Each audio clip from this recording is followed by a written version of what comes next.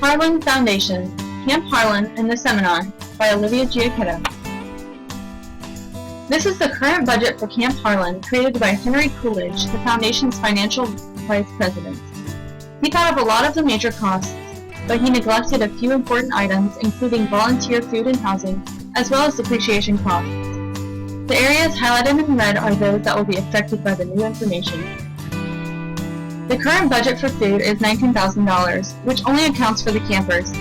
If we plan to have 4 volunteers per week, that's a total of 32 volunteers who aren't accounted for during the 8-week summer.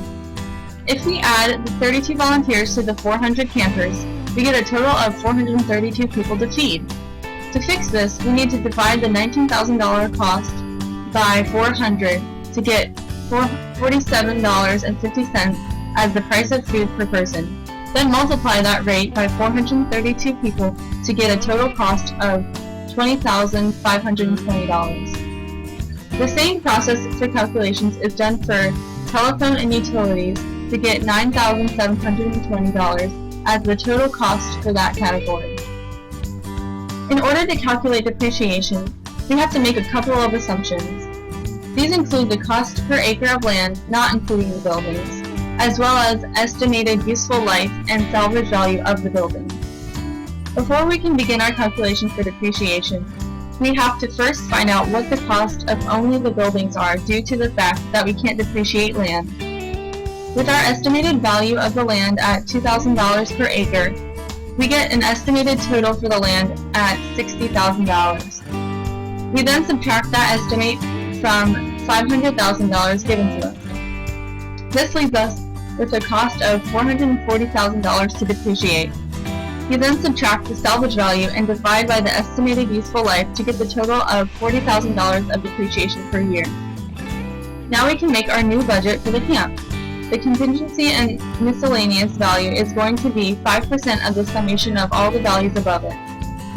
We add that to everything to get our total cost of $197,657.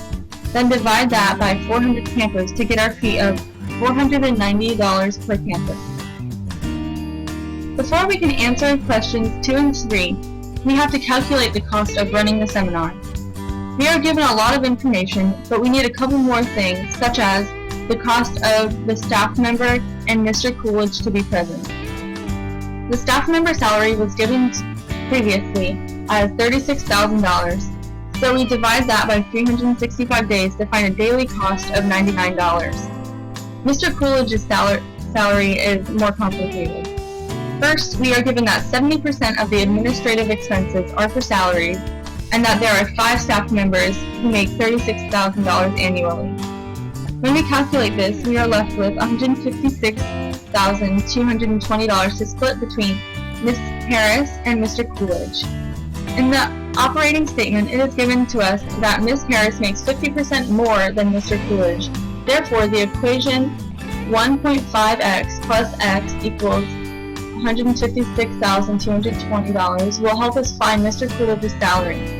His salary totals to $62,491, and when divided by 365 days, is 171 daily.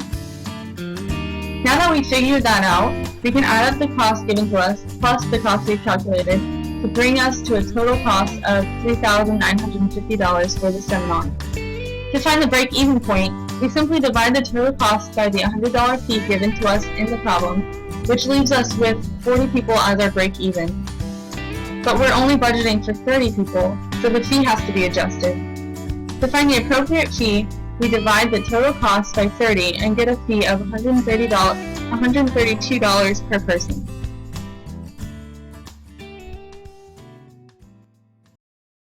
Created using Powtoon.